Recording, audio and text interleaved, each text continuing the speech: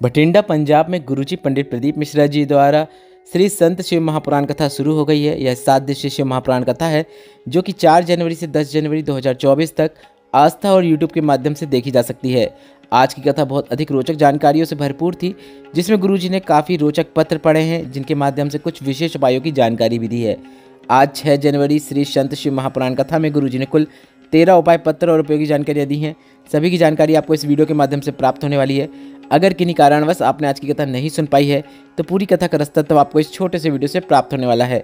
कल के वीडियो में हमने आपसे एक प्रश्न किया था कि धूमावती माता का मंदिर कहाँ पर है, तो इसका सही उत्तर है बी, दतिया में। और आज के वीडियो का प्रश्न इस प्रकार है, जो आपकी स्क्रीन में भी दिख रहा है।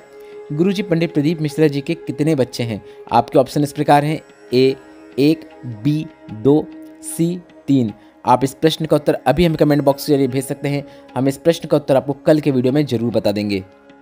अब बढ़ते हैं आज की कथा की पहली विशेष जानकारी की ओर। कथा शुरू होते ही गुरुजी ने कहा, शिव महापुराण की कथा कहती है भोलेनाथ की भक्ति हीरे की तरह होती है और उस हीरे को अगर हम प्राप्त करना चाहते हैं तो आपको इस शिव महापुराण के अंदर प्रवेश करते ही चले जाना है, अंदर उतरते ही चले जाना है और आखिरी में आपको शिव भक्ति का हीरा आपके पास होगा, जिससे आप जो उपयोग करना चाहो वह कर सकते हो। इसके बाद गुरुजी ने कहा, अकाल मृत्यु वो मरे जो काम करे चंडाल का, काल भी उसका क्या बिगाड़े जो भक्त है महाकाल का।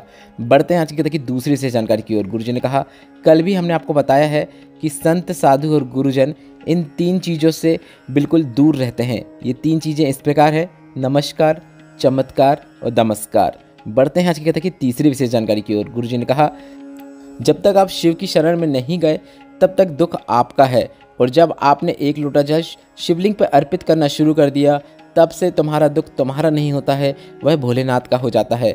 बढ़ते हैं आज की कथा की चौथी विशेष जानकारी की ओर। गुरुजी ने कहा, जिसको कथा से प्यार नहीं होता है उसका बार बार घड़ी में दिमाग जाता है, वह बार बार घड़ी देखता रहता है कि कब 5 बजेंगे और कथा पूर्ण होगी।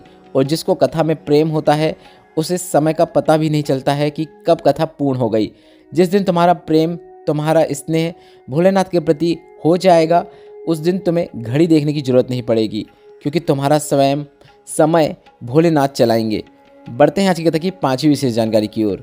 गुरुजी ने बताया, पल, घड़ी, समय और नक्षत्र, यह सब चीज़ें किसने बनाया है?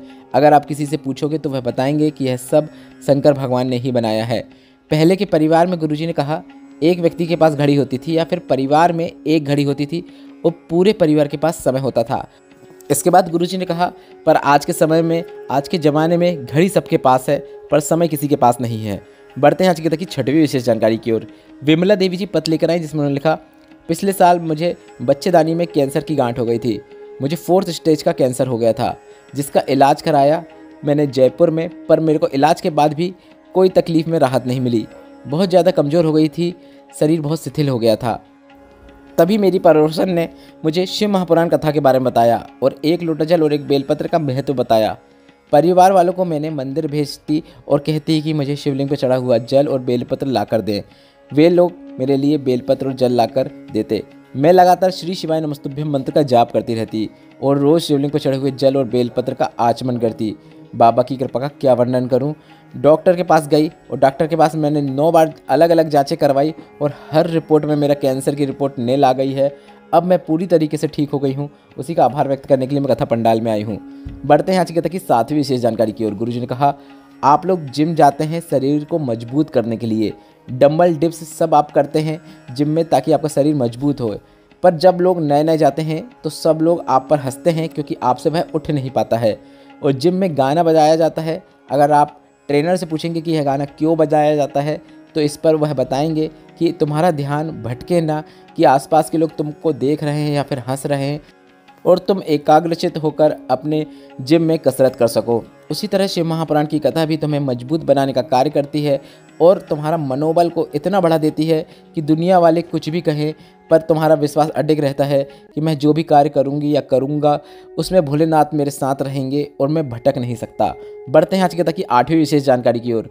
विजय कुमार जी पत्र लेकर आए, जिसमें उन्होंने लिखा, 2021 से मुझे लीवर की बीमारी से मैं पीड़ित था। नवंबर 2022 में मुझे ICU में भर्ती किया गया क्योंकि मैं कोमा में चला गया। फिर मेरी पत्नी जो आपकी शिव महापुराण कथा सुनती है, आपकी कथा मुझे सुनने को कहा कोमा से आने के बाद मैंने आपकी शिव महापुराण कथा सुनना शुरू किया। मैंने कथा सुनने के साथ शिवलिंग पर जल चढ़ाकर और बेलपत्र चढ़ाकर उसका आचमन करना शुरू किया।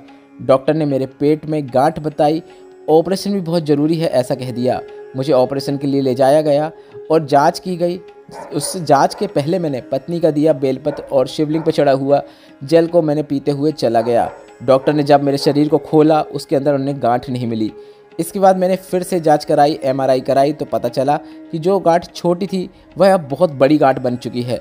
इसके बाद हमने कुछ समय डॉक्टर से लेकर सीहोर कोबरेश्वर धाम गए, वहाँ पर बाबा का नमन किया और रुद्राक्ष लेकर आ गए। उसका जल, रुद्राक्ष वाला जल शिवलिंग पे अर्पित करते उसका आचमन करना शुरू किया। और कुछ दिनों बाद मेरा लीवर ट्रांसप्लांट की डेट आ गई थी। डॉक्टर ने हमें बुलाया, भर्ती किया और मेरे घर वालों ने शिवलिंग पर रुद्राक्ष वाला जल चढ़ाकर वह जल मुझे दिया और मैं ऑपरेशन थिएटर में पहुंच गया। मेरा फिर से शरीर काटा गया। फिर से डॉक्टर ने देखा कि अंदर कोई भी गांठ नहीं है।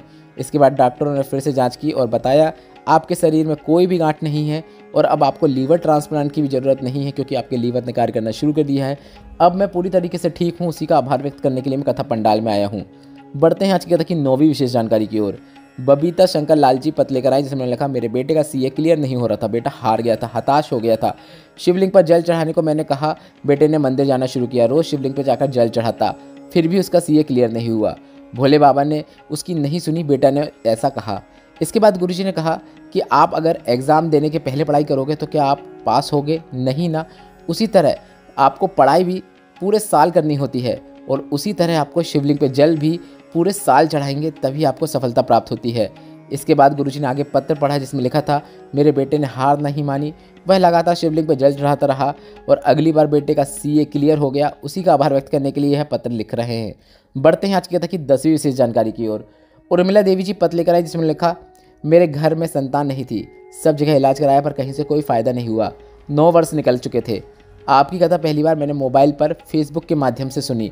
उसके बाद टीवी में आपकी कथा लगातार सुनना शुरू किया और इसके बाद मैंने बाबा से एक ही कामना करी कि मुझे औलाद दे दो और बाबा ने मेरी सुन ली। मेरे घर में संतान ने जन्म लिया पर बच्चा होने के बाद मेरी आँख में गठान हो गई और जांच कराई तो पता चला कि वह गठान कैंसर की है। डॉक्टर ने ऑपरेशन की बोल दिया था और कहीं से कोई आराम ना मिलता देख मैंने शिवलिंग को जल चढ़ाकर थोड़ा सा जल प्राप्त करके आंखों में लगाना शुरू किया। भोलेनाथ के मंदिर में सेवा करना शुरू किया। कुछ समय बाद फिर से जांच कराने गई तो बाबा की कृपा से सभी रिपोर्ट नॉर्मल आना शुरू हो गई। उसी का आभार व्यक्त करने के लिए मैं कथा पंडाल में आई हूँ। बढ़ते हैं आज की कथा की 11वीं विशेष जानकारी की ओर। गुरुजी ने कहा कमर, घुटना या फिर आपके शरीर में कहीं पे भी तकलीफ हो और आप जब कथा पंडाल में कथा सुनने आए हो और जब कथा पूर्ण हो जाती है, कर्पूर गौरम हो जाता है, उसके बाद आपको कथा पंडाल की रज को अपनी समस्या में लगा लेना है और इसके बाद आपको क्या लाभ हुआ है यह आपको हमें पत्र के माध्यम से लिख कर जरूर भेजना है क्योंकि जहाँ पर कथा होती है वह जगह साधारण नहीं होती है, वह कैलाश धाम हो जाती है। बढ़ते हैं आज की कथा की 12वीं विशेष जानकारी की ओर। गुरुजी ने कहा किसी के मुख से एक दिन में 21 बार भी श्री शिवाय नमस्तुभ्यम निकल जाता है तो उसे शंकर भगवान के दर्शन जरूर होते हैं। अगर आपके घर के नज़दीक में मंदिर है तो आपको वहां पर जाकर श्री शिवाय नमस्तुभ्यम मंत्र का जाप जरूर करना चाहिए। अगर आपके पास धन है तो आपको एक बैनर जिसमें श्री शिवाय नमस्तुभ्यम लिखा हो उसे मंदिर में लगवा देना चाहिए। इसके बाद गुरुजी ने कहा उस श्री शिवाय नमस्तुभ्यम मंत्र को जो भी पढ़ेगा उसका भी कल्याण हो जाएगा और उसका लाभ आपको भी प्राप्त होगा। हम तो इतना चाहते हैं, अगर आगे यह बन सका तो हम यह जरूर करवाएंगे कि कथा पंडाल में जितने शिव भक्त आते हैं उन्हें भी एक छोटा छोटा श्री शिवाय नमस्तुभ्यम का बैनर देंगे जिससे वह उस बैनर को अपने घर के बाहर लगाएंगे ताकि उनके घर में आने जाने वाले जो भी शिव भक्त रहेंगे, जो भी व्यक्ति रहेंगे, वह उस श्री शिवाय नमस्तुभ्यम को पढ़ते हुए ही घर में प्रवेश करेंगे और ऐसा करने से उनके मुख से भी श्री शिवाय नमस्तुभ्यम मंत्र का जाप हो जाएगा। गुरुजी का बताया यह आज की कथा का सबसे विशेष उपाय है जिसे आप कल मतलब 7 जनवरी से ही करना शुरू कर सकते हैं। आपको रोज़ 21 बार श्री शिवाय नमस्तुभ्यम मंत्र का जाप करना है। यह आज की कथा की सबसे विशेष जानकारी है। आप कभी भी किसी भी समय कुछ कार्य करते हुए भी श्री शिवाय नमस्तुभ्यम मंत्र का जाप कर सकते हैं। बढ़ते हैं आज की कथा की 13वीं और अंतिम विशेष जानकारी की ओर। गुरुजी पंडित प्रदीप मिश्रा जी की आगामी 3 कथाओं की जानकारी इस प्रकार है। गुरुजी की अगली कथा 16 जनवरी से 20 जनवरी 2024 तक मुंबई में होगी। उसके बाद अगली कथा 27 जनवरी से 2 फरवरी वनी यमतवाल महाराष्ट्र में होगी। उसके बाद फरवरी में अगली कथा 5 फरवरी से 11 फरवरी जमशेदपुर झारखंड में होगी। सभी कथा के एड्रेस हम आपको कथा के 1-2 दिन पहले बता देंगे। इसी चैनल के माध्यम से वीडियो बना के हम आपको सभी कथा के एड्रेस भी बता देंगे कि कहाँ कहाँ कथा होने वाली है। इस वीडियो में बताए गए उपायों से संबंधित अगर अभी भी आपके मन में कोई प्रश्न है तो प्रश्न आप कमेंट बॉक्स के जरिए पूछ सकते हैं। मेरे द्वारा दी गई जानकारी अगर आपको थोड़ी सी भी उपयोगी लगी हो तो इस वीडियो को लाइक करके कमेंट बॉक्स में हर हर महादेव जरूर टाइप कीजिएगा। श्री शिवाय नमस्तुभ्यम। हर हर महादेव।